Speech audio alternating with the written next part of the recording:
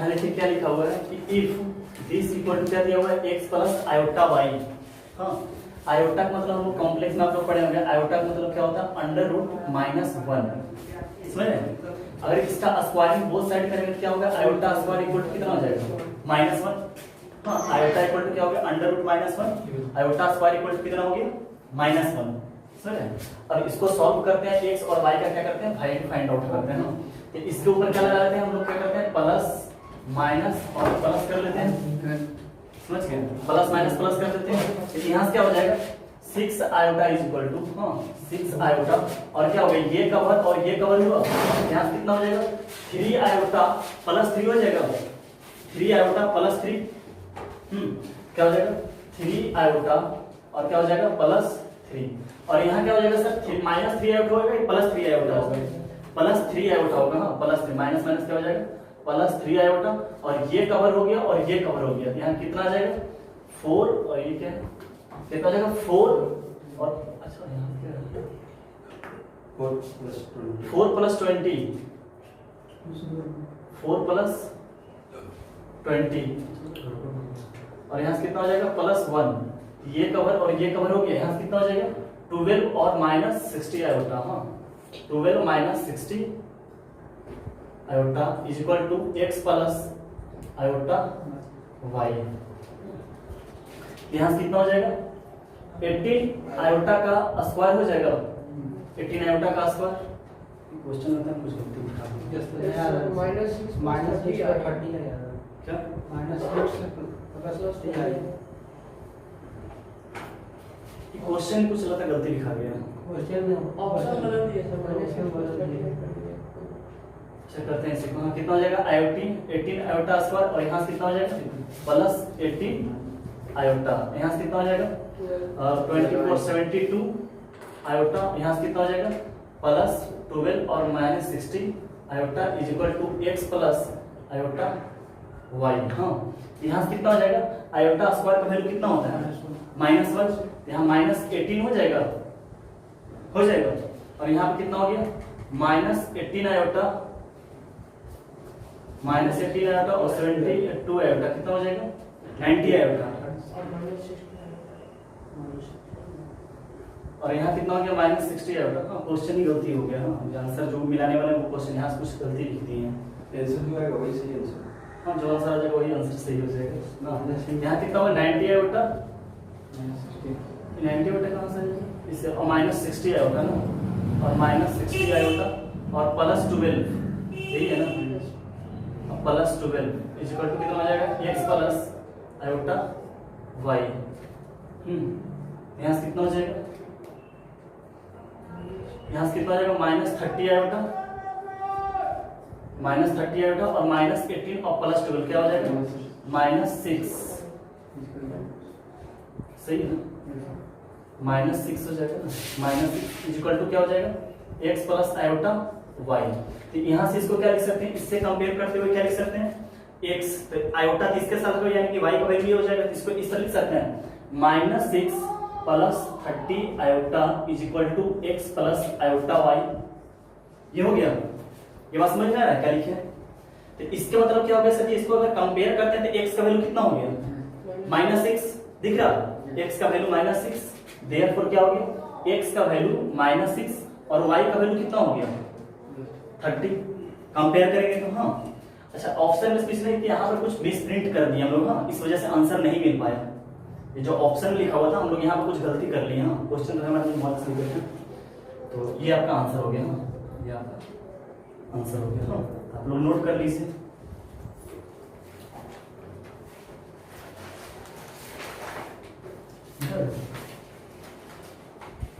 कर लीजिएगा।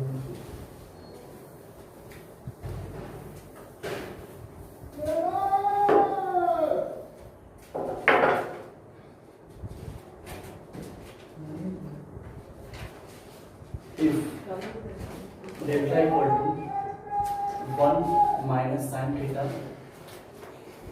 और माइनस 1 साइन थीटा 1 और minus sine theta 1 sine theta क्या हो जाएगा 1 then then find delta. A option, delta belongs to 2 to 4, delta belongs to delta belongs to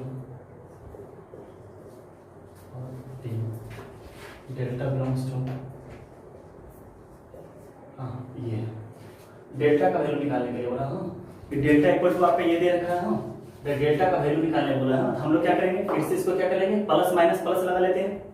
समझे बात को, प्लस माइनस प्लस कर लेते हैं। इसका क्या हो जाएगा, प्लस माइनस और प्लस। तो यहाँ से हम क्या लेंगे सर जी, 1 लेंगे। तो ये कवर और ये कवर कितना हो गया, 1 plus sine square theta. 1 plus sine square theta. यहाँ क्या लिख देते हैं sir, 1 plus sine square theta. यहाँ से कितना हो जाएगा जी, यहाँ से हो जाएगा माइनस साइन थीटा। यहाँ से ये कवर और ये कवर, हाँ, तो यहाँ से हो जाएगा इससे माइनस साइन थीटा, और यहाँ से कितना हो जाएगा, प्लस साइन थीटा। हाँ, कितना हो गया, माइनस साइन थीटा, और क्या हो जाएगा, प्लस साइन थीटा। यहाँ से कितना ले लेते हैं, +1। तो ये कवर और ये कवर कितना हो गया, साइन स्क्वायर थीटा प्लस में होगा। हाँ, और +1 हो जाएगा, साइन स्क्वायर थीटा +1। यहाँ से कितना हो गया, साइन स्क्वायर थीटा और +1। ये तो कैंसिल हो गया। हाँ, ओवरऑल क्या हो गया, ये पूरी तरह से 0 हो गया। तो यहाँ से कितना आ गया, 1 प्लस साइन स्क्वायर थीटा, और यहाँ भी क्या है, 1 प्लस साइन स्क्वायर थीटा, यानी 2 प्लस 2 साइन स्क्वायर थीटा। हाँ, क्या हो जाएगा, 2 प्लस 2 साइन स्क्वायर थीटा। यहाँ से क्या करते हैं सर जी, 2 कॉमन लेंगे। हाँ, तो क्या हो जाएगा, अच्छा ये समझ में सर, डेल्टा का वैल्यू चल रहा है, क्योंकि डेल्टा इक्वल टू दिस लिखा हुआ है। यहाँ से क्या हो जाएगा, 1 प्लस साइन स्क्वायर थीटा। अब बताइए कि साइन थीटा का रेंज क्या होता है, -1 से 1। तो साइन स्क्वायर थीटा का रेंज क्या होगा, 0 से 1।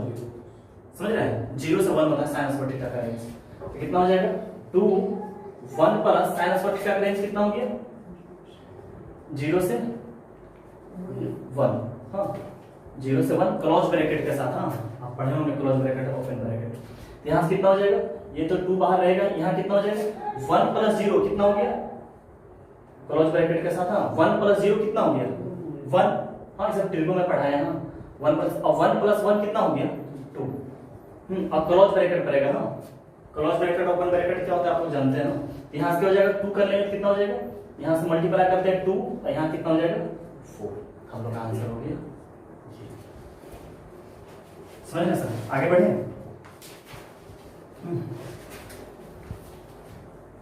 कोई दिक्कत,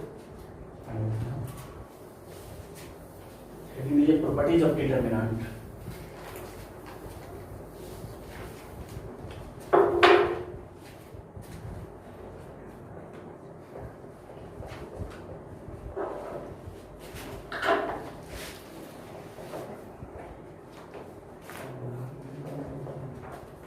इसी प्रॉपर्टी पर आगे अब जितना भी 3-4 क्लास चलने वाला है, इसी प्रॉपर्टी के हम लोग पढ़ने वाले हैं।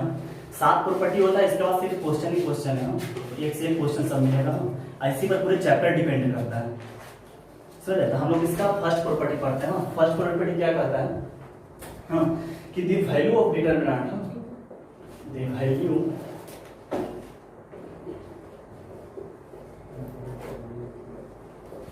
Value of determinant remains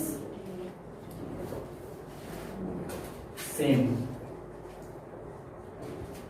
if row and column are interchanged। ये क्या बोल रहा कि अगर रो और कॉलम को इंटरचेंज कर देते हैं। हाँ, रो को क्या करते हैं, कॉलम में कर देते हैं, और कॉलम को क्या करते हैं, रो में कर देते हैं। तो क्या होता है, हम लोग का वैल्यू में कोई अंतर नहीं होता है। समझ बात को, हम एक एग्जांपल से इसको समझते हैं। हाँ, तो एग्जांपल क्या है, हाँ, कोई भी एग्जांपल अपने मन से उठा लेते हैं, लिख लेते हैं कि 1 2 3 0 8 7 -2 3 और 5। समझ रहे हैं सर, ये लेते हैं। इसको क्या करते हैं, इसके लगा लेते हैं, इसको बोलते हैं R1, इसको बोलते हैं R2, और इसको बोल रहे हैं सर R3।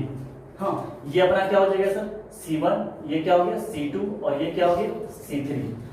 अच्छा, इसका जो वैल्यू निकालते हैं। हाँ, और इसके बाद क्या करते हैं, रो को बिल्कुल कॉलम में कर देते हैं। जो रो में आपको दिखाई दे रहा है उसको क्या कर देते हैं, कॉलम में, और कॉलम में जो दिखाई देता है उसको क्या करेंगे, रो में कर देते हैं।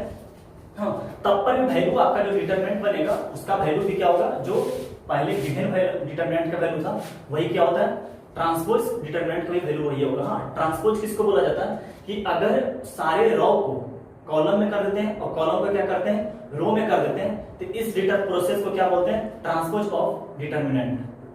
समझ रहे बात को? तो हम इसका पहले वैल्यू फाइंड आउट करते हैं, उसके बाद इसका क्या करते हैं, ट्रांसपोज करते हैं। हाँ, तो इस वैल्यू को मान चलते बोलते हैं डेल्टा। समझ रहे बात को? इसको क्या बोलते हैं, डेल्टा। तो इस वक्त डेल्टा का वैल्यू क्या होता है, बोल चेक करते हैं, क्या हो जाएगा, प्लस माइनस और प्लस कर लिए। तो इसके बाद क्या होगा कि हम लिखते हैं, इसका वैल्यू निकालने की कोशिश करते हैं। तो 1 का क्या हो जाएगा सर, ये 40 में से कितना चल गया, 21, 40 में से 21 चला गया था 90। हाँ, यहाँ कर लेते हैं 90। यहाँ पे क्या हो जाएगा सर जी, -2। तो -2 में ये कवर और ये कवर, तो कितना हो जाएगा, 0 + 40। समझ रहे हैं, 0 + 40, देखिए ये कवर और ये कवर, तो इसका ऐसे करेंगे 0 प्लस क्या हो जाएगा 14, यानी कि ओवरऑल क्या हो जाएगा सर जी 14। इसके बाद क्या करते हैं सर जी, 3 को करते हैं। हाँ, तो ये कवर और ये कवर, तो क्या हो जाएगा 0 + 16। हाँ, यानी कितना हो गया सर जी 16। तो इसका आंसर कितना आ गया, 19 - 28 और +48। तो 48 और +10 कितना हो गया, 58, 58 और 10, 58, 10, 60 यानी 67। तो 67 - 28 कितना हो गया, 39। ये अपना क्या हो गया, इसका आंसर हो गया। समझ रहे हैं? अब क्या करते हैं, now interchanged row and column. हाँ, हम क्या करते हैं, रो और कॉलम को इंटरचेंज कर देते हैं, उसको क्या बोलता है, ट्रांसपोज बोला जाता है। हम लोग ट्रांसपोज बहुत ज्यादा डिटेल हम मैट्रिसेस में पढ़ेंगे, उसका एक टॉपिक ही है ट्रांसपोज का, यहाँ बस हल्का सा यूज है, आपको यूज नहीं। तो इसके मतलब क्या सिखाएंगे सर कि ट्रांसपोज किसको बोला जाता है, कि रो को बिल्कुल क्या करें आप, कॉलम में करते हैं। तो हम क्या करते हैं, देखिए करते हैं, फिर से लिखते हैं, ये कहते हैं, और ये R1 आपको दिखाई दे रहा है, इसको क्या करते हैं, कॉलम 1 में लिख देते हैं एलिमेंट। तो क्या हो जाएगा सर जी 1 2 3, ये आपको दिख गया। R2 को क्या करते हैं सर, C2 में लिख देते हैं। हाँ, ऐसा मत लीजिएगा R2 को C3 में लिख दीजिएगा, ये नहीं, आप सिस्टम भाई। हाँ, R1 को C1 में, R2 को C2 में और R3 को C3 में, बात समझ रहे? तो R2 जो दिख रहा है कितना सर, 0 8 7, अभी इस तरह दिख रहा, अब इस तरह दिखने लगा। और R3 को क्या करेंगे सर, -2 3 और 5। और इसका जो वैल्यू निकालेंगे सर, एज इट इज यही होगा। यानी कि आप अगर कोई डिटरमिनेंट का वैल्यू निकालते हैं और उसका ट्रांसपोज का अगर वैल्यू निकालते हैं, तो दोनों क्या होना चाहिए, सेम होता है, ये प्रॉपर्टी बोलता है। हाँ, एग्जांपल हम लोग समझ लेते हैं। तो इसको क्या बोला जाता है, ट्रांसपोज को रिप्रेजेंट करने के लिए उसके ऊपर क्या लगाते हैं, टी लगा देते हैं। हाँ, या डैश भी लगा देंगे, हम लोग ज्यादा पढ़ेंगे, हम मैट्रिसेस में वहां बताएंगे कैसे कैसे और रिप्रेजेंट किया जाता है। हाँ, मैट्रिसेस में अभी समझिए, इसके ऊपर क्या लगा देते हैं, सिंपल डी लगा देते हैं, जिसको ट्रांसपोज। ये अपन का डेल्टा था। हाँ, ये अपना क्या हो गया, डेल्टा का ट्रांसपोज हो गया। हाँ, तो इसका निकालते हैं वैल्यू क्या हो जाएगा, 1 प्लस माइनस प्लस, यहां से क्या हो जाएगा सर जी 1 ले लेंगे। हाँ, इसको कवर कितना हो जाएगा, 40 - 21 फिर से हो गया, तो यहाँ पर 19 फिर से आ गया सर। अच्छा, अब 0 लिखने की जरूरत ही नहीं है, क्योंकि 0 के कवर करेंगे फिर मल्टीप्लाई करके फिर तो 0 ही बन जाएगा। इसलिए 0 आज के बाद 0 को कभी सॉल्व नहीं करेंगे, जहां पर भी 0 दिखेंगे उसको बिलोंग करके आगे बढ़ जाएंगे। अब कितना ले लेते हैं सर, प्लस माइनस -2 हो गया, और -2 लेकर क्या हो जाएगा, ये कवर और ये कवर, तो कितना हो गया सर 14 माइनस कितना हो जाएगा 24, यानी कि -10। हाँ, 39 की क्या आंसर कितना हो गया, 19 + 20 यानी कितना हो गया सर जी 30। समझिए, अब देखिए दोनों का आंसर सेम है। तो इसका मतलब क्या हुआ सर कि अगर किसी भी रो और कॉलम को इंटरचेंज करते हैं तो आंसर हमारा क्या रहता है, कांस्टेंट ही रहता है। ये फर्स्ट प्रॉपर्टी हुआ डिटरमिनेंट का। आगे बढ़े, अब इसका सेकंड प्रॉपर्टी पढ़ते हैं।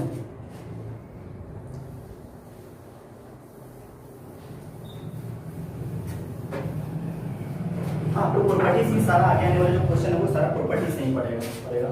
दूसरा प्रॉपर्टी देखिएगा क्या लिखा हुआ है कि इफ एनी 2 रो और कॉलम बी इंटरचेंज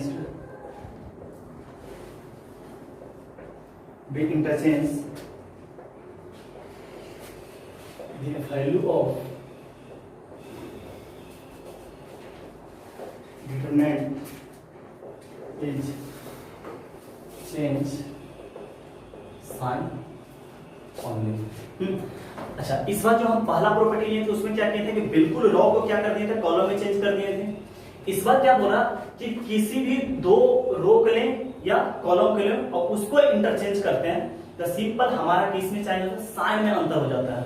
यानी कि अगर मान चलिए कोई डिटरमिनेंट का हम एग्जांपल लेते हैं, किसी का अगर आंसर आता है 24 और किसी भी दो रो और कॉलम को अगर इंटरचेंज करते हैं तो उसका आंसर क्या आएगा -24।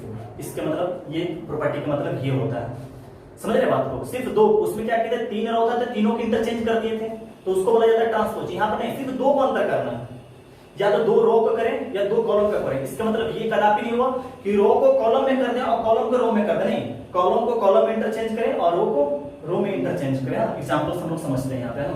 इसे फिर से एग्जांपल लेते हैं, कुछ भी एग्जांपल ले लेते हैं।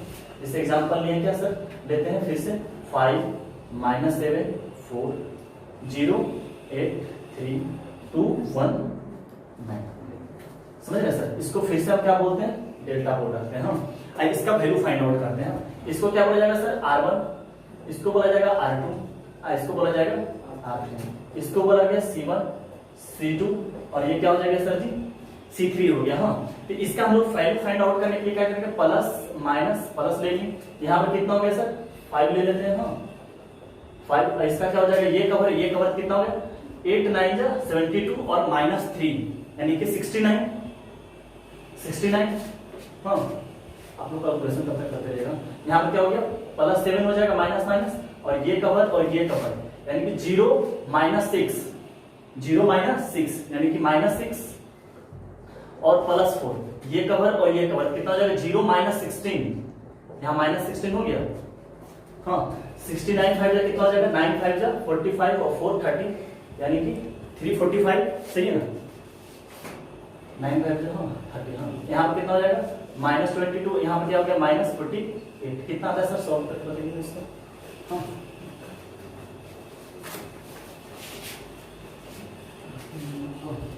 अब इसके बाद क्या करते हैं, नाउ 255।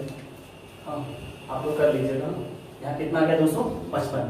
अब इसके बाद क्या है सर, प्रॉपर्टी किसी भी दो रो या दो कॉलम को हम क्या करना चाहते हैं, इंटरचेंज करते हैं। किसी भी दो को सिलेक्ट कर लीजिए। हाँ, या R1 R3 को सिलेक्ट किया, आप ही बताइए किसको सिलेक्ट कर लें, कॉलम में सिलेक्ट करें या रो में सिलेक्ट करें, जो बोलिए।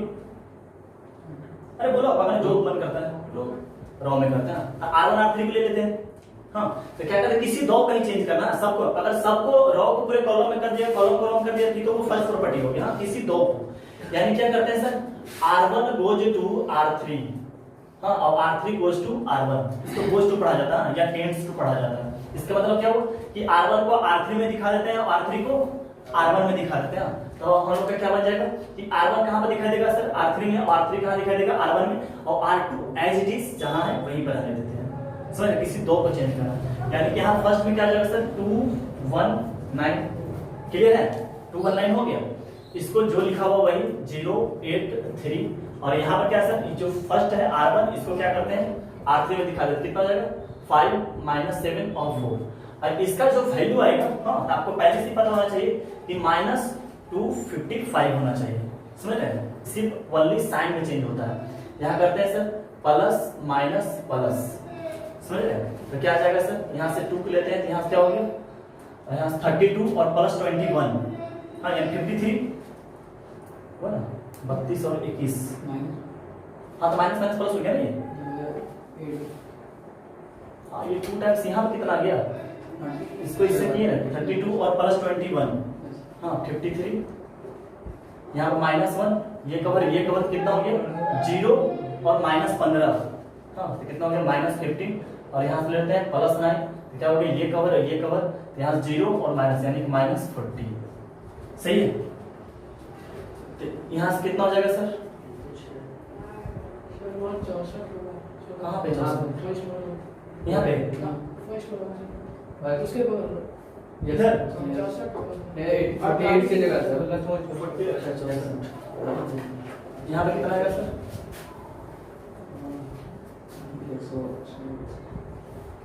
हम तब तक इसको सॉल्व करते हैं। यहाँ कितना हो जाएगा 106 + 15 और -360, कुछ गड़बड़ आ रहा है ना। उसमें सर 832 माइनस 8 चौक 32 प्लस 21, तो 32 प्लस 21 सही है ये। 3 4 43 होगा। 21 अच्छा 21 है ना, ये सही है। 53 ये सही है। हाँ ये सही है। हाँ ये सही है। इसको कैलकुलेशन करके आइए कितना आता है। 240 240 पॉजिटिव में, 239 पॉजिटिव में, 239 यहाँ पे कितना आ रहा देखिए, तो माइनस 239 आ रहा है ये। यस आ जा रहा ना। अब अंतर पता चल गया ये, क्लियर है ये कंसेप्ट। हाँ तो पहला प्रॉपर्टी हम लोग क्या बोला गया था सर कि अगर ट्रांसपोज कर देते हैं तो वैल्यू हम लोग का क्या रिमेंस कांस्टेंट रहेगा। इसमें क्या है, किसी भी दो यहाँ पर सिर्फ रो को चेंज करके कॉलम में भी इंटरचेंज करके तब पर भी यही आंसर आता है। तो सिर्फ वनली क्या होता है, साइन में अंतर होता है। हमने उसका थर्ड प्रॉपर्टी सही है ना सर, कोई दिक्कत नहीं है।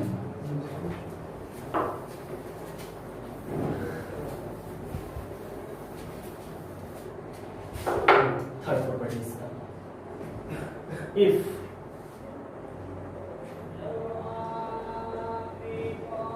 determinant has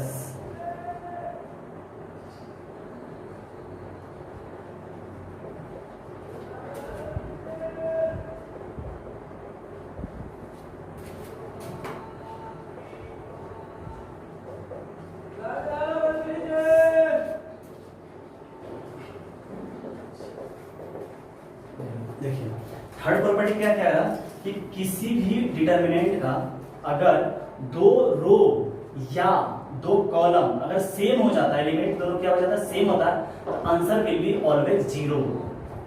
समझ रहे बात को, हमेशा आंसर क्या होगा इसका, जीरो होगा। एग्जांपल लेते हैं सर। हाँ हम दो क्या करते हैं, सेम कर देते हैं ना, किसी भी दो कॉलम में सेम कर दिया जाए, दो रो में सेम कर दीजिए, आंसर हमेशा क्या आएगा, जीरो। जैसे रहता है 2 3 4, समझ रहे हैं। यहाँ पे ले लेते हैं 9 5 2 और यहाँ पे लिखते हैं 3 2 3 4। इसका मतलब क्या होगा सर, ये R1 R2 और R3। हम लोग प्रॉपर्टी से क्या बोलेंगे सर कि R1 is equal to R3 है ना, R1 is equal to R3 है। तो इसका बनाने की जरूरत नहीं है, अब सीधा क्या बोलिए कि आंसर इसका क्या है, जीरो है। समझे बात को, आंसर क्या है इसका, जीरो। तो अभी तो हम लोग प्रॉपर्टी सीखे, हम इसको भी हम लोग बना कर देख लेते हैं कि सही है या गलत है इस प्रॉपर्टी का, क्योंकि आंसर तो पता चल गया प्रॉपर्टी क्या होना चाहिए, जीरो। हाँ तो क्या कर लेते हैं सर, प्लस माइनस प्लस, तो क्या हो जाएगा सर यहाँ 2 का कितना हो जाएगा, 16 माइनस 6 यानी कितना हो गया सर जी, 10। 16 माइनस 6 यहाँ क्या हो जाएगा, माइनस 3 कितना हो जाएगा, 36 माइनस 4 यानी 32 और यहाँ से कितना आ जाएगा सर जी 4, ये कितना हो गया 27 माइनस 8 यानी 19। 27 माइनस 8 19, तो कितना हो गया सर यहाँ 20, यहाँ से कितना हो गया 6 9 96 और यहाँ पर कितना हो गया, ये हो गया सर 96 माइनस 96 यानी कितना हो गया 0। क्लियर है। यानी फर्स्ट प्रॉपर्टी क्या बोले सर कि अगर रो और कॉलम में क्या करते हैं, इंटरचेंज कर देते हैं तो आंसर रिमेंस क्या होगा, कांस्टेंट होगा। सेकंड प्रॉपर्टी क्या बोला गया सर कि अगर किसी दो रो या कॉलम को इंटरचेंज करते हैं तो हम लोग का आंसर में सिर्फ क्या साइन में अंतर होता है। यहाँ क्या बोला गया सर, किसी भी रो और कॉलम का अगर दो रो या दो कॉलम क्या हो जाए, अगर आइडेंटिकल हो जाए, सेम हो जाए, तो आंसर हमेशा क्या होगा, जीरो होगा। फोर्थ लिखते हैं, आगे बढ़े।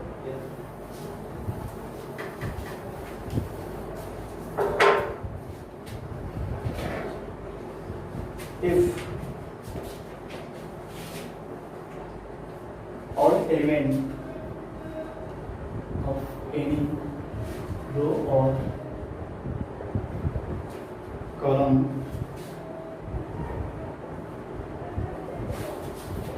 then multiplied by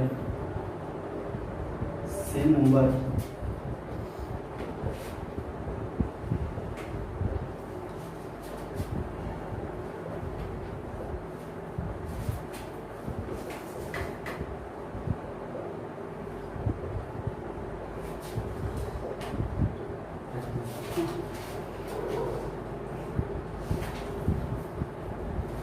देखिए क्या बोला जा रहा है ना कि if all element of any row और कॉलम, हाँ किसी भी रो का या किसी भी कॉलम में अगर कोई सेम नंबर से मल्टीप्लाई करते हैं तो वो क्या होता है, पूरे डिटरमिनेंट से क्या हो जाता है, मल्टीप्लाइड हो जाता है, जिससे एग्जाम्पल में देखते हैं, एग्जाम्पल लेते हैं, ले लेते हैं 2 1 -1 4 3 7 10 2 और 3। इसमें क्या करते हैं सर, हम 2 को मल्टीप्लाई कर देते हैं अपना मन से, समझ रहे हैं, 2 को क्या करते हैं अपना मन से मल्टीप्लाई, तो 2 को मल्टीप्लाई करने से यहाँ से क्या हो जाएगा सर, इसका आंसर में से 2 को मल्टीप्लाई कर दें। हाँ अच्छा समझिएगा कंसेप्ट को, हाँ क्या कंसेप्ट बोला जा रहा है कि इसको 2 से इसको क्या करते हैं, नाउ मल्टीप्लाई चाहिए लिख देते हैं, नाउ मल्टीप्लाइड बाय 2। हाँ देखिए कंसेप्ट को अच्छा से, ये चीज और मैट्रिसेस में बहुत बड़ा डिफर हो जाता है यहाँ पे क्या कि इसमें क्या दूसरा तरीका, पहला तरीका क्या है कि इसका वैल्यू निकालकर 2 से मल्टीप्लाई कर दीजिए, या क्या करते हैं देखिए 2 से मल्टीप्लाई करते हैं ना, तब इसका मतलब क्या होता है कि हम 2 से क्या करते हैं, इसे मल्टीप्लाई कर दिया है कि इस तरह से कर लेते हैं 2 1 और -1 4 3 7 और 10 2 और 3। हाँ ऐसे लिख लेते हैं, अपना मन से मल्टीप्लाई किया। अभी हम लोग तो क्वेश्चन सॉल्व करेंगे ना सर, बहुत यानी कि अगर प्रॉपर्टी 7 प्रॉपर्टीज को पढ़ लेगा, सिर्फ क्वेश्चन ही क्वेश्चन करने वाले हैं हम लोग, 3-4 लेक्चर लगातार हम लोग क्वेश्चन करेंगे सर, प्रॉपर्टी बेस्ड पे सब रहेगा। अब इसका क्या कहता है सर कि अगर डिटरमिनेंट के बाहर कोई अगर कांस्टेंट नंबर है, हाँ उसको अगर अंदर लेकर जाकर हम मल्टीप्लाई करते हैं तो किसी रो या किसी कॉलम में ही मल्टीप्लाई करें, बात को समझ रहे हैं। तो या आप ऐसे सॉल्व करें, इसका वैल्यू निकालकर 2 से मल्टीप्लाई की, या ये 2 को किसी रो या किसी कॉलम में मल्टीप्लाई करें, सिर्फ एक ही में मल्टीप्लाई करना है। जैसे इसमें कितना है, 3 रो होगा और 3 कॉलम है, इतना में किसी एक ही में जाकर मल्टीप्लाई करें। आपका इच्छा जिसमें कहे इच्छा आप मल्टीप्लाई कर सकते हैं, समझ गए। आंसर हमेशा क्या आएगा, सेम आएगा। आप इसका वैल्यू निकालकर 2 से मल्टीप्लाई करें या 2 को अंदर लेते चले जाए। इसका दूसरा तरीका और बोल सकते हैं कि किसी रो या किसी कॉलम से ही हम लोग क्या कर सकते हैं, कॉमन ले सकते हैं। सुना, जैसे यहाँ पर देखिए कॉमन ले सकते हैं, यहाँ से 2 कॉमन लेकर यहाँ 4 बना सकते हैं, समझ बात को, तो इसे सीखते हैं हम। बाकी हम क्वेश्चन से बहुत ज्यादा सीख जाएंगे। तो अब इसमें क्या करते हैं सर, इसी में मान के चलिए हम क्या करते हैं, चाहे इसमें हम 2 को मल्टीप्लाई कर देते हैं, कितना हो जाएगा सर, 4 2 और -2 हो गया। यानी सिर्फ R1 में मल्टीप्लाई करेंगे। जब इसी चीज को हम मैट्रिसेस में पढ़ेंगे तो 2 को टोटल एलिमेंट से मल्टीप्लाई करना पड़ेगा, या 2 को अगर किसी चीज को कॉमन लेते हैं तो वो टोटल एलिमेंट में से कॉमन लेते हैं। जब डिटरमिनेंट के अंदर क्या होता है कि किसी रो या किसी कॉलम से ही कॉमन ले सकते हैं, या सेकेंडली बोल सकते हैं अगर मल्टीप्लाई करना है तो किसी रो में या किसी कॉलम में ही मल्टीप्लाई करेंगे, समझ रहे बात को। तो इसको क्या किया सर, R1 में मल्टीप्लाई, आपका इच्छा किसी में भी मल्टीप्लाई कर दीजिए। हाँ आपका इच्छा किसी जिससे कॉमन लेकर रहा, किसी रो और किसी कॉलम। मान के चलिए कि यहाँ से 2 कॉमन आ रहा सर और यहाँ से 3 कॉमन आ रहा, तो आप 2 को भी निकालिएगा और 3 को भी निकालिएगा, जबकि ये चीज मैट्रिसेस में नहीं होता।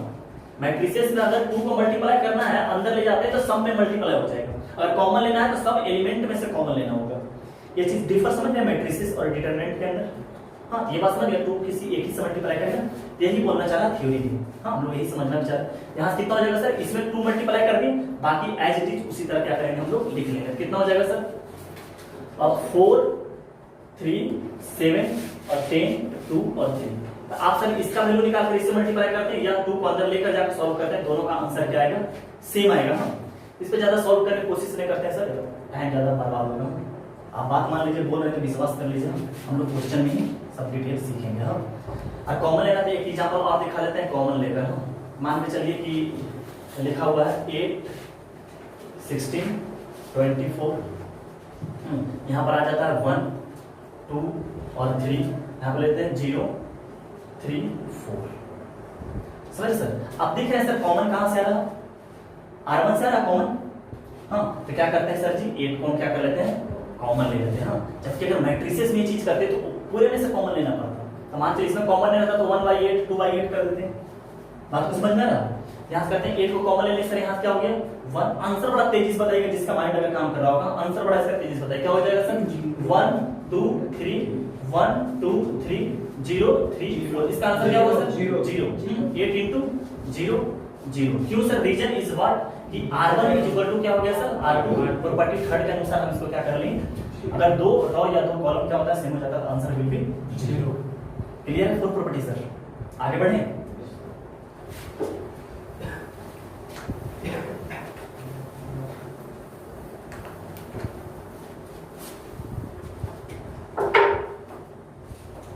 सर इंपॉर्टेंट 5 बहुत ज्यादा इंपॉर्टेंट है।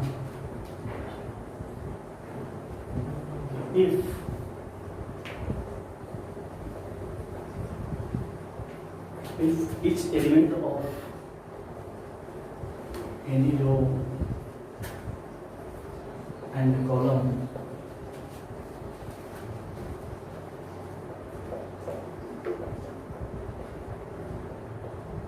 can be expressed as sum of two terms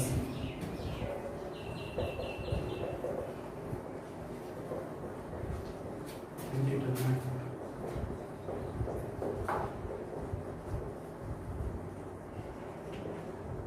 can be expressed as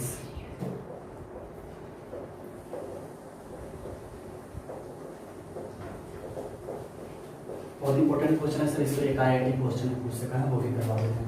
देखिए क्या बोल रखा है कि इफ ईच एलिमेंट, हाँ समझते जाइएगा, if each element of any row and column can be expressed as sum of two terms. हाँ मान चलिए कि R1 को देखते हैं, अब R1 का जितना भी एलिमेंट है वो सम ऑफ टू, हाँ सम ऑफ टू टर्म्स होता है। हाँ तो उसको दो डिटरमिनेंट के हम फॉर्म में लिख सकते हैं। जैसे एग्जांपल समझिएगा, ज्यादा समझ में आएगा। तो एग्जांपल में लेते हैं सर जी, अच्छा समझिएगा बिल्कुल, हाँ सर सब समझ में आएगा। a1 प्लस x लिखा हुआ है, फिर यहाँ लिखा हुआ है b1 प्लस y लिखा हुआ है, यहाँ लिखा हुआ है c1 प्लस z, और यहाँ लिखा हुआ है a2 b2 c2 a3 b3 और c3। समझ रहे ये क्या लिखा हुआ सर, कि क्या लिखा हुआ है, किसी भी रो या किसी और कॉलम में दो टर्म का एक एलिमेंट जो लिखा हुआ है वो दो टर्म का है, तो क्या बना सकते हैं, then determinant can be expressed as sum of two determinant. अच्छा सर ये अपना हो गया क्या सर R1, ये हो गया R2, ये क्या हो गया सर R3। अच्छा R1 को देखिए कि इसका जितना भी एलिमेंट जो बना हुआ है वो दो टर्म का सम बना हुआ है। तो प्रॉपर्टी क्या कहता है सर कि अगर कोई भी रो या कॉलम अगर दो टर्म का सम बना हुआ है तो उसको हम दो डिटरमिनेंट के फॉर्म में क्या कर सकते हैं, लिख सकते हैं।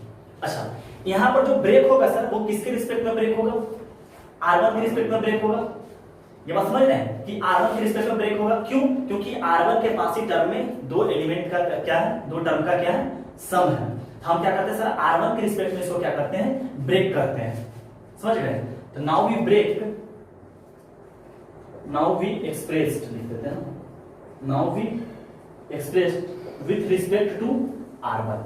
समझ रहे सर, तो क्या करते हैं इसको दो टर्म में लिख सकते हैं ना। देखिए इसका पहला टर्म क्या है सर A1। अच्छा R2 और R3 को चेंज करने का जरूरत नहीं है, समझ रहे बात को, R1 और R2 चेंज करने का जरूरत नहीं है, जैसे लिखा हुआ एज इट इज उसी तरह लिखेंगे। इसमें दो टर्म लिखा हुआ है सर, इसका पहला टर्म हम ले लेते हैं, क्या हो जाएगा A1 B1 और C1। समझ रहे बात को, और क्या कर सकते हैं सर A2 B2 C2 और A3 B3 और C3। अब प्लस लगाकर सर ये पहला टर्म को ले लिए थे सर, अब इसका दूसरा टर्म को ले लेंगे क्या, x y z, और एज इट इज ये जो लिखा हुआ है A2 B2 C2 A3 B3 और C3। ये आप इसको सॉल्व कीजिए या इस चीज को सॉल्व कीजिए। हाँ, ये लोग इस मतलब प्रॉपर्टी में बहुत ज्यादा यूज करता है, समझ रहे बात को, ये प्रॉपर्टी बहुत ज्यादा जरूरत पड़ता है।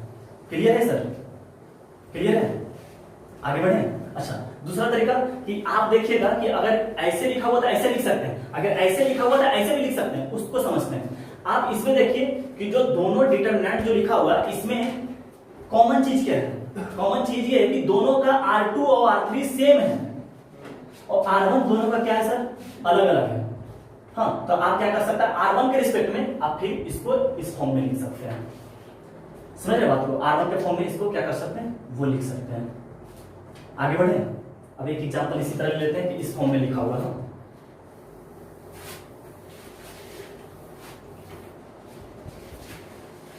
एग्जांपल क्या ले लेते हैं, हाँ कुछ भी ले लेते हैं, हाँ कि इसको सेम बना लेते हैं। यहाँ पर ले लेते हैं कि x y z, और यहाँ लिख लेते हैं 1 2 3 4 5 6, अब प्लस ले लेते हैं इधर p q r, इधर लेते हैं 1 2 3 4 5 6। इसके मतलब क्या हो गया सर कि आप बहुत ध्यान से देखिए क्या हो गया कि R2 और R3 दोनों का सेम है और R1 क्या है सर अलग अलग है। तो इसके मतलब क्या कहते हैं दो अलग अलग डिटरमिनेंट को एक डिटरमिनेंट के फॉर्म में लिख सकते हैं प्रॉपर्टी के अनुसार। तो क्या हो जाएगा सर यहाँ देखिएगा क्या हो जाएगा इधर x प्लस p क्या हो जाएगा सर y प्लस q और क्या हो जाएगा सर r प्लस z। इसको एज इट इज 1 2 3 4 5 6 आप ये लिख सकते हैं। क्लियर है सर? आगे बढ़े तो एक मिनट हम तो क्वेश्चन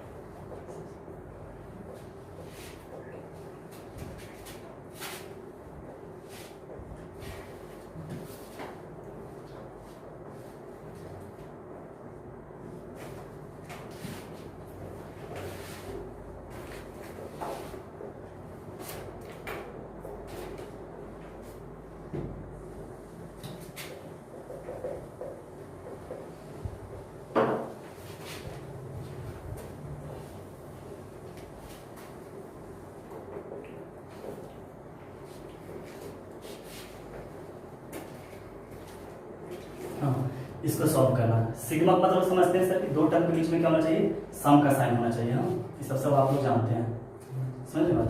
अब इसको सॉल्व करना है सर। अब सिग्मा इसका वैल्यू निकालने के लिए बोल रहा है। सिग्मा इसका वैल्यू निकालने बोल रहा है। इसका मतलब क्या हो गया सर कि ये क्या लिखा हुआ है डी आर। इसका मतलब क्या होगा सर आर का वैल्यू 1 से लेकर क्या करता है 1 तक वैल्यू करता है। तो इसका मतलब क्या होगा सर वैल्यू किसका निकालने बोल रहा है d1 plus d2 plus d3 plus d4 dot dot dot कहां तक dn तक निकालने के लिए बोल रहा है। इतिहास करते हैं। इसका मतलब क्या होगा सर लिखते हैं हम लोग स्टार्ट करते हैं d1 plus d2 plus d3 और प्लस डॉट डॉट डॉट कितना हो गया सर dn। अच्छा सर आप d1 का मतलब क्या समझते हैं? d1 का मतलब क्या समझते हैं कि r के स्थान पर 1 हो जाना चाहिए। यहाँ देखिए r के स्थान पर क्या करते हैं सर 1 तो क्या हो जाएगा 1 r के स्थान पर 1 कितना होगा 2 माइनस 1 1। हाँ r के स्थान पर 1 तो क्या हो जाएगा ये 1 1 1 ही होगा सही है। r के स्थान पर 1 1 1 ही हो गया ना।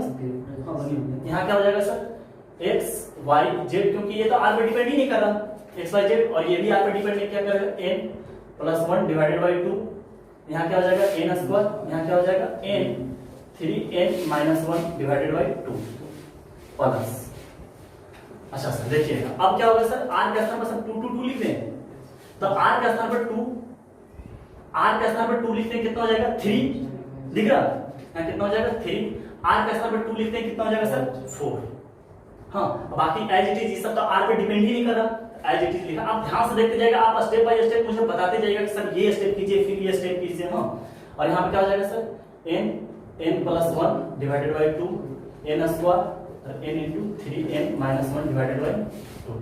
फिर क्या होगा सर r के स्थान पर क्या करेंगे सर 3 रखते हैं कितना हो जाएगा सर जी 5 और 3 रखते हैं कितना हो जाएगा सर 9 7 हो जाएगा सही ना। बाकी एज इट इज ये वाला रह जाएगा। हाँ इसको इस तरह करके दिखा देते हैं कोई दिक्कत एज इट इज जो लिखा हुआ अब plus dot dot dot dot dot कहां तक चला जाएगा सर dn तक चला जाएगा। क्लियर है सर? अच्छा dn लिखने का मतलब क्या हो जाएगा सर हाँ ये वाला n n के टर्म में लिखा जाएगा क्या लिखा जाएगा n 2n माइनस 1 और 3n माइनस 2। क्लियर है? अब देखिए सर इसके नेक्स्ट स्टेप क्या करें आप देखिए वो जितना डिटरमिनेंट लिखा हुआ है सब क्या लिखा हुआ है सबका r c2 और c3 सबका सेम है c2 और c3 सबका सेम है। c1 में देखिए क्या है सर अंतर है।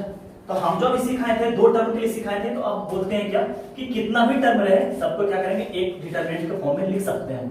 जैसे अपना हम लोग का कितना डिटरमिनेंट टोटल लिखा हुआ है सर n तक में c2 और c3 सेम है चेंज क्या हो रहा है सिर्फ c1। तो c1 का सब एलिमेंट ऐसे कर सकते हैं देखिएगा ध्यान से देखिएगा यहाँ क्या हो जाएगा सब ध्यान से देखिएगा 1 प्लस 2 प्लस 3 कर सकते हैं और डॉट डॉट डॉट n तक गया हुआ है तो n लिख लें लिख लें तो क्या हो जाएगा सर इसका 1 यस सर यहाँ से क्या हो जाएगा सर 1 1 प्लस 2 प्लस 3 और plus dot dot dot n तक चला जाएगा। हाँ, डॉट डॉट कर देते हैं एन तक। इसी तरह इसमें क्या हो जाएगा सर, इसमें भी तो अंतर है, क्या हो जाएगा 1 करस्पॉन्डिंग एलिमेंट को ऐड करते चले जाएंगे। हाँ, क्या हो जाएगा 1 प्लस 3 प्लस 5 और डॉट डॉट डॉट एन तक चला जाएगा। तो क्या हो जाएगा 1 प्लस 3 और प्लस 5 और डॉट डॉट डॉट चला जाएगा। हाँ, फिर इसके बाद क्या हो जाएगा सर 1 4 और प्लस 7 और डॉट डॉट डॉट। बाकी एज इट इज ये लिखा जाएगा, क्या लिखा जाएगा सर x y और z। हाँ, और यहाँ क्या हो जाएगा n into n plus 1 divided by 2 n square और n 3n minus 1 divided by 2। Sir हम इधर मिटाते हैं। हाँ, तो क्यों मिटाते हैं, मिटा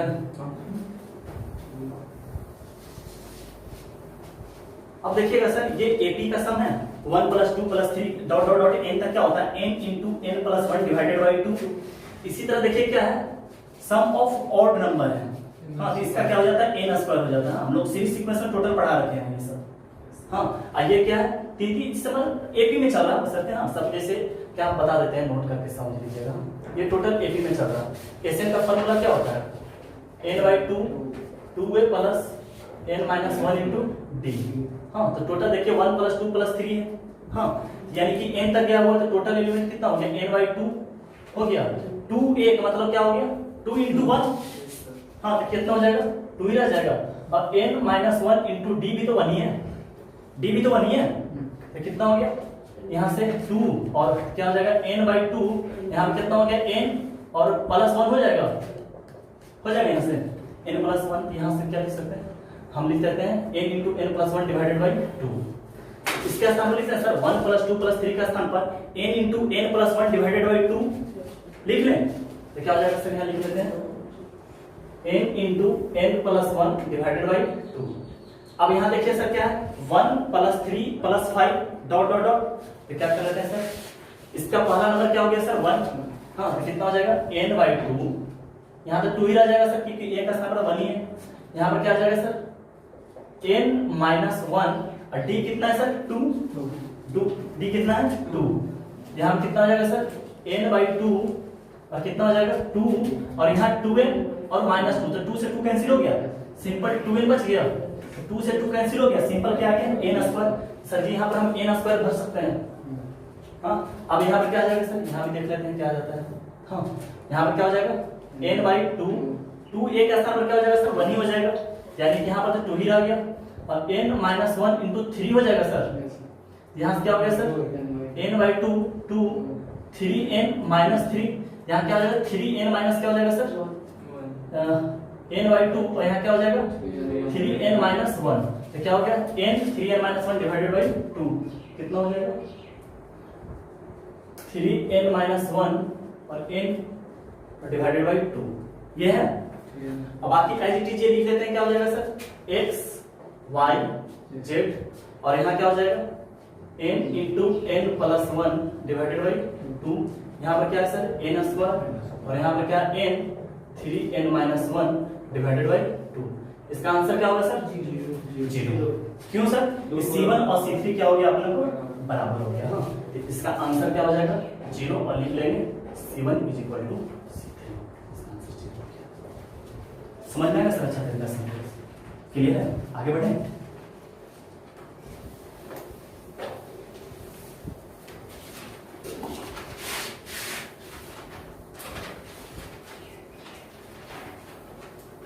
आपको नोट सेंड कर देना, आप बताइए समझते जाइए।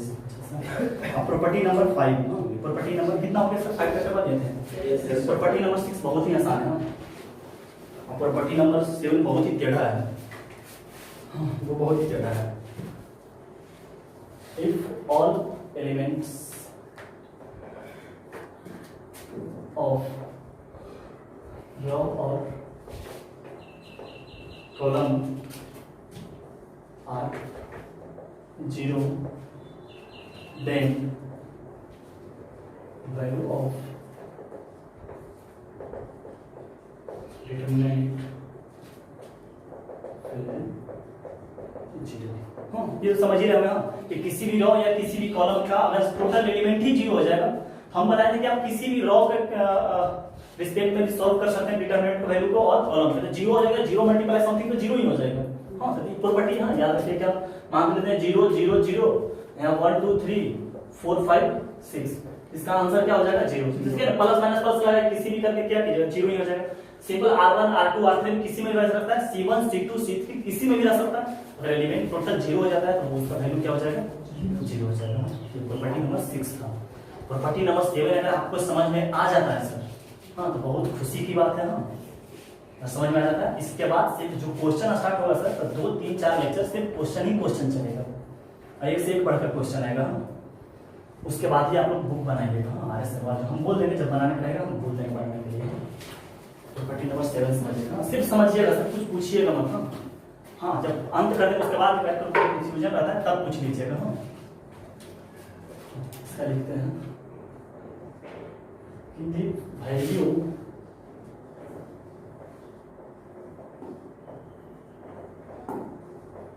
Value of determinant is not changed. आप समझते जाइएगा जो लिख रहे हैं, is not changed bye adding to the element of any row or column the same multiply of the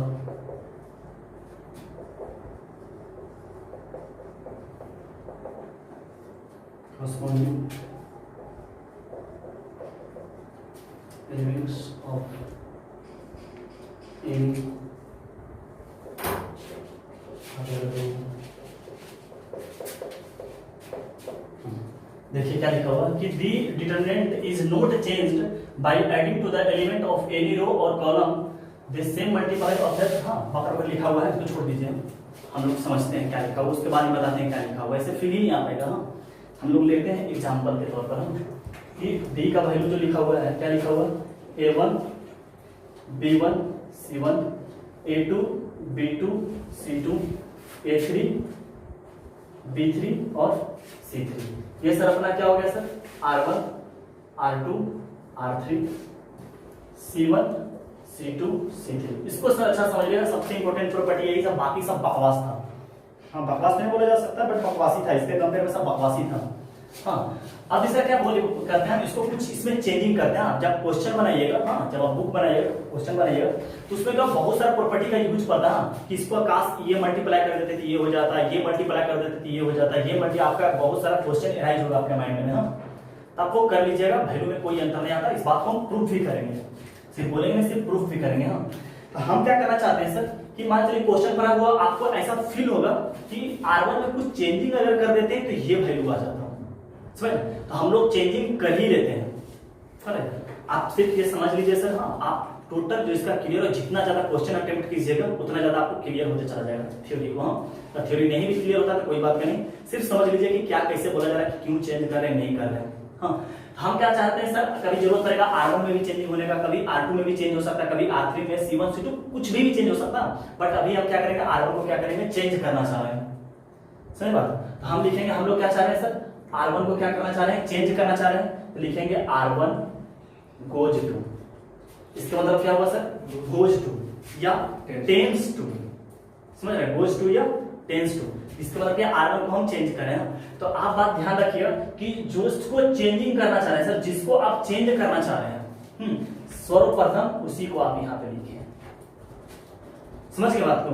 सर्वप्रथम क्या कीजिए, उसी को यहाँ पे लिखा जाए R1 को ही। हाँ अब क्या करते हैं कि R1 को चेंज करें किसके, इसके रिस्पेक्ट में, R2 और R3 के रिस्पेक्ट में क्या करें चेंज करें। तो हम क्या करते हैं लेमडा R2 मल्टीप्लाई कर देते हैं और म्यू R3 मल्टीप्लाई करते हैं। अगर रो में चेंज करें सर तो टोटल रो में ही रहना चाहिए, अगर कॉलम में चेंज करें तो टोटल क्या रहना चाहिए कॉलम में ही रहना चाहिए। हाँ तो अब देखिए लिखते हैं R1 को चेंज करना। अच्छा R2 के और R3 के बारे में कुछ सोचे आप नहीं, उसको कुछ नहीं करना है। हाँ पर इसका ऐसा जरूरत रहेगा, लेमडा में कुछ वैल्यू होगा जो क्वेश्चन में हम लोग सीखेंगे, जब क्वेश्चन को बनाएंगे तब सीखेंगे। हम सिंपल क्या किया, R1 को हम चेंज कर दिए, ये चीज को लिखकर हम दूसरा कुछ इसका वैल्यू लिखना चाह रहे हैं। तो क्या हो गया देखिए अब यहां से समझिएगा, इसका मतलब क्या होगा सर, R1 को चेंज करें कैसे, यहां पर देखिएगा R1 का सर्वप्रथम पहला एलिमेंट क्या है, A1, देखिएगा लिखते हैं A1, हाँ इसका कॉरस्पॉन्डिंग एलिमेंट क्या है, लेमडा R2, तो R2 का पहला एलिमेंट क्या है A2, तो उसमें क्या करना है, सिंपल क्या करना है, लेमडा को मल्टीप्लाई करना है, तो प्लस लेमडा A2 हो जाएगा, फिर क्या म्यू R3, तो R3 का पहला एलिमेंट क्या है सर A3, तो म्यू A3 हो जाएगा। यानी कि जो R1 का अब जो चेंज होकर जो वैल्यू आया वो R1 का पहला एलिमेंट क्या हो गया सर, ये हो गया, यानी कि अब क्या हो गया A1 plus lambda A2 plus mu A3, mu A3 सही है सही बात। R1 को चेंज किया, अब देखिए अब R1 का दूसरा एलिमेंट लिखते हैं, हाँ दूसरा एलिमेंट, तो दूसरा एलिमेंट क्या है सर इसका R1 का B1, फिर क्या हो जाएगा सर लेमडा B2, अब फिर क्या हो जाएगा म्यू, नहीं सही कर रहे हैं, म्यू क्या हो जाएगा B3, समझ रहे हैं क्या हो जाएगा म्यू B3, यहाँ क्या हो जाएगा सर इसका लिख लेते हैं B1 plus lambda B2 plus mu B3। हाँ अब क्या करते हैं, इसी तरह क्या करते हैं इसका देखते हैं, तो R1 का पहला एलिमेंट कौन सा है सर C1, फिर R2 का इसका एलिमेंट जो तीसरा स्थान लिखा है ना, इसका क्या हो जाएगा लेमडा C2, और यहाँ पर क्या हो जाएगा म्यू C3, यहाँ पर क्या हो जाएगा sir C1 plus lambda C2 plus mu C3। ये आपको समझ में आ गया सर, कैसे कैसे लिखें, बस ये जो बोले वो समझ में आ गया, कैसे कैसे बोले, हाँ बस इतना ही समझ लें, फिर क्वेश्चन करेंगे बहुत ज्यादा आपको समझ में आएगा, क्वेश्चन से ज्यादा क्लियर होगा, बस ये स्टेप समझ में आ गया ना पहला, कि हम बस इसको इसके रिस्पेक्ट में हम क्या करना चाहे, चेंज करना चाहे, इस पर कम से कम 50 क्वेश्चन करवाएंगे सर, आपका क्लियर हो जाएगा, कंसेप्ट बिल्कुल क्लियर हो जाएगा। मैं मानते हूँ मैं थोड़ा बहुत कुछ लग रहा हूँ, हाँ लेकिन समझिए, हाँ बाकी इसको एज इट इज रह लेते हैं, A2 B2 C2 A3 B3 और C3, तो कहना ये चाह रहा प्रॉपर्टी आपको सर कि इसका जो वैल्यू मान चलिए इसको सॉल्व करते इसका कुछ वैल्यू आता, हाँ और इतना चेंज करने के बाद जो ये लिखे हैं इसका भी वैल्यू सेम होगा, ये प्रॉपर्टी कहना चाह रहा है सर बात को, ये इतना छोटा इसका सबरूफ है, इसका भी वैल्यू जो होगा सेम टू सेम, इसका भी वैल्यू वही होगा, इतना बड़ा स्ट्रक्चर का भी वैल्यू वही होगा सर। इस बात को हम आप क्या करते हैं, प्रूफ करते हैं, समझ रहे बात को। अच्छा अब समझते हो कि इसमें प्रॉपर्टी नंबर 5 लगाते हैं, देखिए कैसे कि R2 और R3 तो सेम है जो है सब, R1 का देख रहे 3 टर्म का सम लिखा हुआ है, 3 टर्म का सम है, इसको 3 डिटरमिनेंट अलग अलग बना सकते हैं, हाँ इसको लिखते हैं, ऊपर मिटाते हैं, ये भी मिटाते हैं, हाँ इसको क्या करते हैं सर, यहां से देखिएगा ध्यान से, इसको क्या लिखेंगे सर A1 B1 C1 लिख लें, तो क्या हो जाएगा सर A1 यहां से हो जाएगा B1, यहां से हो जाएगा C1, यहां से हो जाएगा A2 B2 C2 A3 B3 और C3। अच्छा अब यहां से क्या करेंगे sir lambda A2 lambda B2 और लेमडा C2 लिख लें, क्या हो जाएगा लेमडा A2 लेमडा B2 और लेमडा C2, और यहाँ क्या हो जाएगा सर जो लिखा हुआ है A2 B2 C2, हाँ और यहाँ पर क्या होगा A3 B3 और C3, यहाँ पर सब चीज का सम क्या हो जाएगा sir mu A3 mu B3 और म्यू C3 हो जाएगा, यहाँ क्या हो जाएगा म्यू A3 म्यू B3 और म्यू C3, यहाँ पर क्या हो जाएगा A2 B2 C2 A3 B3 और C3। आप समझिएगा सर, यहाँ तो आइडेंटिटी यही लिख देते हैं A1 B1 C1 A2 B2 C2 A3 B3 और C3। यहाँ पर लेमडा को कॉमन ले लें सर, लेमडा को कॉमन ले लें R1 से, हाँ तो लेमडा कॉमन आता है, इसका वैल्यू 0 आपको दिख रहा, दो सेम हो गया ना, A2 B2 C2 और A3 B3 और C3, यहाँ से म्यू कॉमन ले लें, तो क्या हो जाएगा A3 B3 C3 A2 B2 C2 A3 B3 और C3। अच्छा सर इसका वैल्यू 0 हो जाएगा, दिख रहा, 0 मल्टीप्लाई समथिंग 0, ये भी क्या हो गया सर 0, यहाँ पर क्या हो गया सर R1 R2 बराबर हो गया, यहाँ पर R1 और R3 बराबर हो गया, इसलिए इसका वैल्यू क्या, यानी कि ओवरऑल क्या बच गया सर, ओवरऑल क्या बच गया, जहां से हम लोग चले थे वही बच गया, A1 B1 C1 A2 B2 C2 A3 B3 और C3। बस सर आप कुछ समझे चाहे नहीं समझे, हाँ जो पहला जो स्टेप किए वो समझे या ना समझे उससे ज्यादा फर्क नहीं पड़ता, बस पहला जो हम यूज किए स्टेप, जो पहला स्टेप यूज किए, बस उससे आप ये समझिए कि किसी भी रो या किसी भी कॉलम को अगर हम चेंज करना चाहते हैं तो आप चेंज कर सकते हैं किसके रिस्पेक्ट में, किसी और कॉलम और रो के रिस्पेक्ट में क्या कर सकते हैं, चेंज कर सकते हैं किसी भी कांस्टेंट नंबर से मल्टीप्लाई करके। जैसे हम क्या कहते हैं R2 को लैम्डा से मल्टीप्लाई कर दिए थे और R3 को म्यू से मल्टीप्लाई कर दिए, फिर भी वैल्यू क्या आया सर, हम लोग का सेम आया, इस बात को यहाँ से प्रूफ कर लें। तो बस इस बात को आप इतना बस यही सीखे, आप कैलकुलेशन सीखे या ना सीखे उससे कोई मतलब नहीं, बस आपको ये विश्वास दिलाना चाहते हैं कि जो हम ये स्टेप यूज किए कि किसी भी कांस्टेंट को किसी भी रो में मल्टीप्लाई कर, या किसी को कॉलम में मल्टीप्लाई कर, किसी को सब्ट्रैक्ट कर कर ऐड कर कर वैल्यू हमेशा क्या होगा, सेम होगा, इस चीज को हम प्रूफ किए। समझ गए, ये हम लोग का लास्ट प्रॉपर्टी था। हाँ, अब इसके बाद हम लोग क्वेश्चन स्टार्ट करते हैं। अच्छा क्या ज्यादा बोला, एक दो क्वेश्चन कर लें, ठीक है। हाँ तुम बोल रहा था कि करिए ऐसे इसको पढ़ने का मन नहीं करता है। हाँ ये क्या बोल रहा है सर कि एनर्जेटिक है अभी क्लास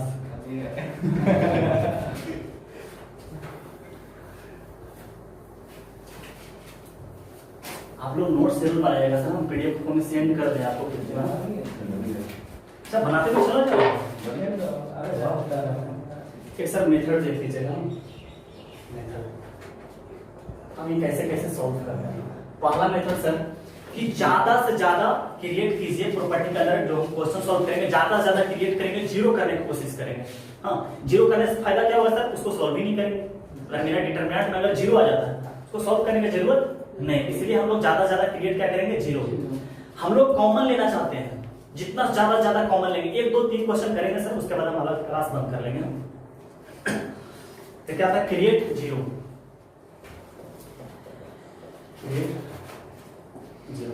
दूसरा सर आप ज्यादा से ज्यादा कॉमन लेना, एक common out off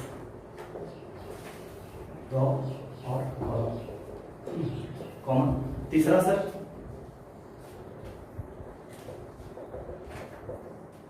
switch over between, सब बकवास है ना, लेकिन नोट्स में लिखा हुआ है तो जैसे कोई जरूरत नहीं का स्टेप बाय स्टेप सब समझ आ गया, जीरो को क्रिएट करें क्या करें। हाँ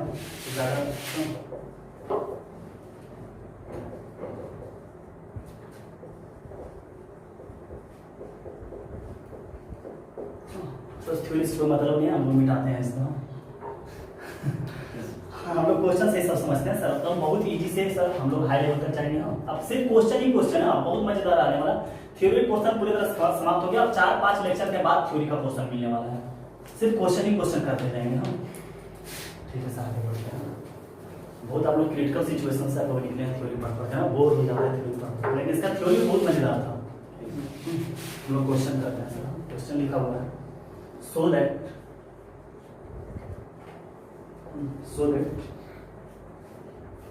1x x square 1y y square 1z, ये बहुत ही आसान क्वेश्चन है सर, बहुत ही प्रूफ करना है। x minus y, y minus z और z माइनस एक्स, ये चीज प्रूफ करना है। प्रॉपर्टी से प्रूफ करना है सर, ऐसे आप सब प्लस माइनस प्लस लगा दे, आप सॉल्व करते जाइएगा, इतना बुरा तरीका से फंसोगे कि निकल नहीं पाओगे। समझ में बात, इतना बुरा तरीका से फंसोगे कि आप निकल नहीं सकोगे। हम इसको सॉल्व करना स्टार्ट करते हैं।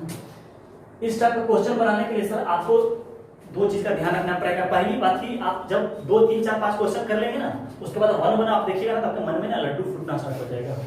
हाँ ऐसा हो जाएगा, तो पहला क्वेश्चन है ना, इसके बाद जब ये तो पहला क्वेश्चन है, इसके बाद जानते हैं जब 2 कम से कम 1 2 पेज जब सॉल्व कर लीजिएगा, उसके बाद इस टाइप का फॉर्मेट मिलेगा। हाँ आपको जैसी 1 1 दिखने लगेगा, आपका मन में बुद्धि से क्या होने लगेगा कि आप तो जीरो क्रिएट कर लेंगे। अच्छा तुम ही बताओ कि आप जीरो कैसे क्रिएट कर सकते हैं? R1 test to R1 minus R1 minus R2, हाँ दिख रहा है, ये समझ लेते हैं सर, ये अपना क्या है R1, ये क्या है सर R2, ये क्या है सर R3। आप समझिएगा, पहला क्वेश्चन सर बहुत ईमानदारी से समझिएगा। अच्छा ये यहाँ पर क्या है सर 1 1 1। अब सोचो कि ऐसे ऐसे सब्ट्रैक्ट करें तब 0 होगा कि ऐसे ऐसे सब्ट्रैक्ट करें तब 0 होगा? ऐसे ऐसे सर, हाँ तो आप कह रहे हैं सर इसको इसमें चाहे इसको इससे सब्ट्रैक्ट कर दीजिए तो 0 हो जाएगा। तो हम कहें चलो इसको इससे कर दिए 0 हो गया, यहाँ पर x माइनस वाई हो गया, यहाँ पर x स्क्वायर माइनस वाई हो गया। अच्छा सर आप ऐसे ऐसे सब्ट्रैक्ट किए, इसके मतलब किसको किस में सब्ट्रैक्ट किए? C1 C2 में सब्ट्रैक्ट किए कि R1 R2 में सब्ट्रैक्ट किए? ये समझ में आ रहा? अच्छा इसको इससे सब्ट्रैक्ट किए तो बदला कौन? जैसे 1 माइनस 1 0, तो यहाँ पे 0 लिखेंगे, बदल कौन रहा सर? R1। लिखेंगे हम लोग क्या बाबू कि R1 goes to R1 minus R2, और हमेशा RHS को ध्यान में रखते जाइएगा। हाँ जैसे आईएससी में इसको सॉल्व कीजिएगा कैसे, पहले क्वेश्चन को लिख लीजिएगा, हाँ उसके बाद सॉल्व कीजिएगा LHS वगैरह वगैरह। हाँ अच्छा अब सोच रहे हो कि सर आप R1 को चेंज कर दिए, मेरा तो मन कर रहा कि इसको इससे भी सब्ट्रैक्ट कर दें, तब पर भी 0 क्रिएट। हम तो लिखे पहला ही पॉइंट क्या लिखे थे, क्रिएट जितना से ज्यादा 0 क्रिएट करें, जितना ज्यादा से ज्यादा क्या करें सर क्रिएट 0 करें। तो ये भी प्रॉपर्टी लगा सकते हैं, R2 goes to R2 minus R3 लगा सकते हैं। कभी भी अगर सर ऐसे ऐसे सब्ट्रैक्ट करेंगे तो R1 goes to R1 minus R2 होगा, और कभी भी मान चलिए सर ऐसे ऐसे ऐसे सब्ट्रैक्ट करने की जरूरत पड़ता है तो C1 goes to C1 minus C2, हाँ C2 goes to C2 minus 3। ये सब समझ में आ रहा सर? तो इसके मतलब क्या हुआ सर, R1 बदल रहा है, हाँ तो कैसे बदल रहा है सर? R1 माइनस R2, तो R1 का पहला एलिमेंट ये और R2 का पहला एलिमेंट ये, तो 0 दिख रहा है आपको, दिख रहा है 0, यहाँ क्या लिख लेते हैं सर 0। हाँ फिर क्या होगा, R1 का पहला एलिमेंट यहाँ से x और यहाँ से क्या हो जाएगा y, यहाँ से x माइनस वाई लिख लें सर, और यहाँ से x square minus y square लिख लें। समझ में आ रहा बात को? अब यहाँ से क्या हो जाएगा सर, फिर से 0 हो जाएगा, और फिर यहाँ पर क्या हो जाएगा y माइनस जेड, और यहाँ पर क्या हो जाएगा y square minus Z square. और सर क्या R3 को भी आप चेंज किए? नहीं, R3 को चेंज नहीं किए, तो इसको एज इट इज इसी तरह से क्या कीजिए लिख दीजिए। अब हमेशा RHS को ध्यान रखिएगा कि x minus Y, Y minus Z, Z minus x. अब दूसरा स्टेप इसका क्या होगा सर, ये तो 0 है, ये x माइनस वाई है, इसको लिख लेते हैं x माइनस वाई और x प्लस वाई, सही है। यहाँ क्या हो जाएगा 0 y माइनस जेड, और यहाँ क्या हो जाएगा y माइनस जेड और y प्लस जेड। इसको एज इट इज रहने देते हैं सर 1 जेड और जेड स्क्वायर। हाँ ये अपना R1 है, ये R2 है, R3। अच्छा सर देखिएगा कि R1 से x माइनस वाई कॉमन ले सकते हैं। यहाँ पे देखिए x माइनस वाई है, x माइनस वाई है। आप सोच रहे हैं सर कॉमन किसे ले सकते हैं, यहाँ तो x माइनस वाई है ही नहीं। आप यहाँ पर इमेजिन कीजिए कि x माइनस वाई है, क्योंकि यहाँ पर अगर कुछ भी रहेगा सर मल्टीप्लाई करके क्या हो जाएगा 0। तो आप जिसको कॉमन लेना चाहते हैं आराम से कॉमन लीजिए, और 0 के पास क्या कर लीजिए कि इमेजिन कर लीजिए कि x माइनस वाई वहां पे है। आप कुछ भी इमेजिन कर सकते हैं, तब पर भी क्या होगा वो 0 ही आएगा। यानी कि R1 से x माइनस वाई कॉमन ले सकते हैं।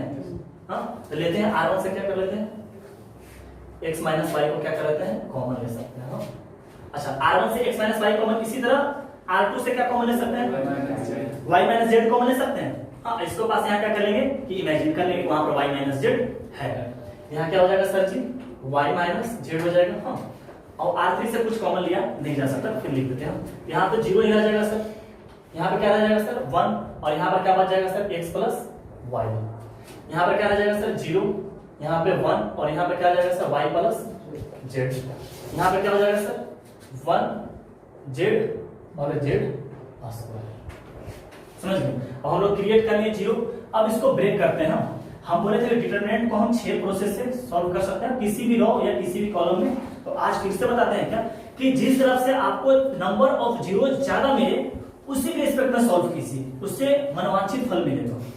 हाँ फल ये मिलेगा कि अगर इधर से सॉल्व कीजिएगा तो आप 1 को भी सॉल्व लेकर चलिएगा, x प्लस वाई को सॉल्व कीजिएगा, इधर से सॉल्व कीजिए देखिएगा सर इसको दोनों को गोली मारिए, इसी से सॉल्व कर लीजिए।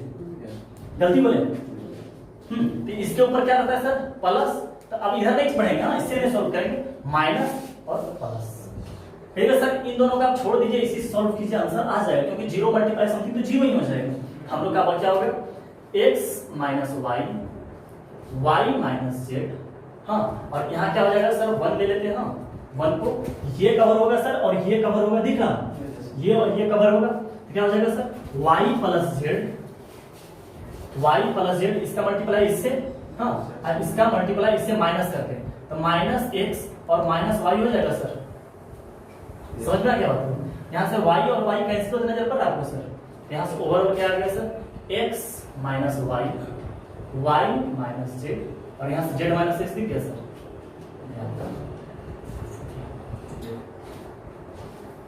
क्लियर है सर जी? आगे बढ़े, एनर्जेटिक है ना आप लोग? हाँ सर। चलिए बहुत अच्छा।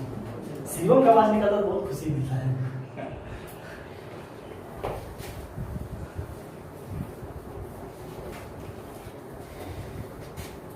कितना टाइम वीडियो में कितना टाइम होगा? 1 घंटा 5 मिनट। अच्छा आखिरी क्वेश्चन देखा हम लोग बंद कर लेते हैं।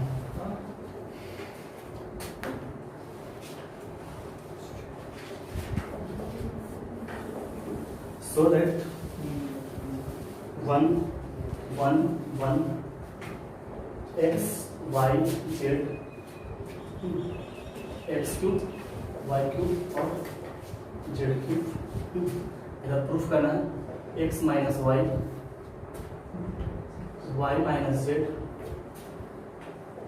z minus x plus y plus z. आप लोग इसको सॉल्व कर सकते हैं सर। हाँ, आपको यहाँ जीरो देखिए क्रिएट कर लीजिएगा, यहाँ से x माइनस वाई, यहाँ पर क्या आ जाए x cube minus y cube. हाँ, तो x cube minus y cube का क्या हो जाएगा फॉर्मूला, x माइनस वाई। हाँ देखिए x माइनस वाई यहाँ भी क्रिएट हो जाएगा, कॉमन ले लेंगे x माइनस वाई। हाँ, x minus y x square plus x y और प्लस वाई स्क्वायर। हाँ, करते हैं हम लोग स्टार्ट, सॉल्व करना स्टार्ट करते हैं। सर सीधा 1 से देखे आप, देखिए मन खुश होने ना, 1 देखे तो आगे ना। हाँ, ये तो अभी स्टार्टिंग में ही 1 1 आपको 1 1 क्रिएट करना पड़ेगा आपको। हाँ, जब नेक्स्ट लेक्चर पढ़ेंगे इसका तो अच्छा सा क्वेश्चन आप करने वाला है। क्या होगा sir, r1 goes to r1 minus r2 और r2 goes to r2 minus r3 हो जाएगा। यहाँ से सर जी आपको 0 नजर पड़ गया, यहाँ से x माइनस वाई नजर पड़ गया, यहाँ पर से क्या x cube minus y cube नजर पड़ गया। हाँ, यहाँ 0 नजर पड़ गया, यहाँ पर y माइनस जेड, यहाँ पर y cube minus Z cube, और यहाँ पर क्या हो गया सर 1 जेड और जेड क्यूब। सही है, यहाँ सब फॉर्मूला हम लोग लिख लेते हैं, क्या हो जाएगा 0 x minus y x square plus x y plus y square. यहाँ क्या हो जाएगा सर 0 y माइनस जेड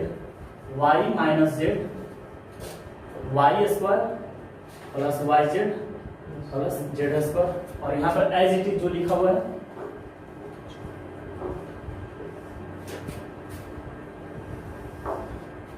हाँ। अच्छा, यहाँ से x माइनस वाई कॉमन ले सकते हैं सर। हाँ, यहाँ से आ गया x माइनस वाई और नीचे से क्या ले लेंगे y माइनस जेड। यहाँ क्या बच जाएगा sir 0 1 x square plus x y plus y square, और यहाँ क्या रह जाएगा 0 1 y square plus y z plus z square, और यहाँ क्या रह जाएगा सर 1 जेड और जेड क्यूब। अब इसको इधर से सॉल्व कर लेते हैं sir, plus minus plus c1 के रिस्पेक्ट में सॉल्व करेंगे तो आंसर कहाँ से आएगा अपना 1 से आएगा। देखिएगा क्या होगा, यहाँ से आ गया x minus Y Y minus z. हाँ, यहाँ से क्या हो जाएगा सर 1 लेते हैं, ये कवर हो गया सर। तो यहाँ से क्या आएगा सर, इसका इससे मल्टीप्लाई करेंगे और सब्ट्रैक्ट करके इसको लगा लेंगे तो क्या आ जाएगा सर, देखिएगा यहाँ से क्या आ जाएगा y square plus y z plus क्या हो जाएगा सर जेड स्क्वायर। हाँ, यहाँ क्या हो जाएगा sir minus x square plus minus x y और माइनस वाई स्क्वायर। समझ रहे हो आप, माइनस माइनस के साथ होगा। अच्छा सर, अब देखिए हमको हमेशा आरएचएस पे ध्यान रखिए, क्या x minus Y Y minus z. अब क्या हम लोग ढूंढेंगे जेड माइनस एक्स। हाँ, आप बताइए सर कि कुछ कैंसिल हो रहा क्या, वाई स्क्वायर से वाई स्क्वायर कैंसिल होगा। हाँ, अच्छा जेड माइनस एक्स कैसे आ सकता है बताइए, जेड माइनस एक्स कैसे आ सकता दिख रहा है, Z square minus Z minus x और जेड प्लस एक्स कर लें। हाँ, और फिर ये बच गया, इसमें से देखिए वाई कॉमन आ जाएगा। हाँ, तो जेड माइनस एक्स बच जाएगा। समझ गए, यहाँ से सोच लिए कि जेड माइनस एक्स आरएचएस से सोचते हुए। हाँ, यहाँ से क्या लिखेंगे sir x minus y y minus z, और यहाँ क्या हो जाएगा सर, ये वन को हटा देते हैं, वन से कुछ फर्क करने वाला है तो चाहे रख लेते हैं ना, ये करके चलते हैं ना। इसको लिखते हैं सर जी, हाँ इसको लिखते हैं, यहाँ क्या लिख सकते हैं सर, जेड माइनस एक्स और जेड प्लस एक्स, ये बोला हो गया। और वाई जेड और x minus x into y, क्या हो जाएगा सर, इसमें से कॉमन क्या आ जाएगा, प्लस वाई आ जाएगा, और यहाँ से क्या बच गया सर जेड, और यहाँ से क्या बच गया सर माइनस। क्लियर है, यहाँ तक क्लियर है सर जी अपने पास। अब यहाँ से क्या हो गया sir x minus Y, Y minus z, और यहाँ सर देखिए तो जेड माइनस एक्स कॉमन ले सकते हैं, हेलो सर, यहाँ से जेड माइनस एक्स कॉमन ले सकते हैं, यहाँ से क्या हो गया sir Z minus X common ली, यहाँ बच गया क्या सर, यहाँ जेड माइनस एक्स, यहाँ क्या बच गया जेड प्लस एक्स, और यहाँ से क्या बच गया प्लस वाई। तो ओवरऑल क्या लिख सकते हैं, X minus Y, Y minus Z, Z minus x, और X plus Y plus Z. हाँ सर, क्लियर है इसका क्लास, इसके साथ बैठा था।